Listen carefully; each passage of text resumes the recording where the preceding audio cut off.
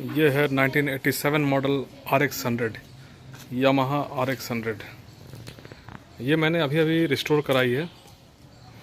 और ये जो RX 100 होती थी 85, 86, 87, जो ये 3 साल हुए थे, क्योंकि एंड ऑफ द 85 में ये लॉन्च किया था गाड़ी, और 87 तक ये मेड इन जापान थी। जैसे आप देखेंगे इसमें ये जो पार्ट है, ये पूरे इंजन में मेड इन जापान लिखा हुआ होता था।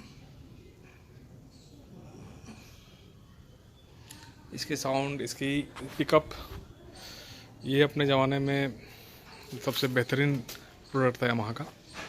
आज भी यामाहा हिंदुस्तान में जो माना जाता है RX 100 के लिए ही माना जाता है। और इसको मैंने रिस्टोर कराया। ये गाड़ी 2000 से लेके 2019 तक जो है घर में पड़ी हुई थी और पानी खा रही थी, मतलब बारिश का पानी इसमें पड़ रहा था और बहुत ही जर्जर अवस्था में थी। तो फिर हमने इसको रिस्टोर कराया है अभी, क्योंकि 86, 87 मॉडल की जो गाड़ियाँ हैं, खासकर जो 87 मॉडल यामाहा है, ये पूरी तरह जापानीज़ है। इसकी पिकअप, इसकी चाल है, आप सभी जानते हैं।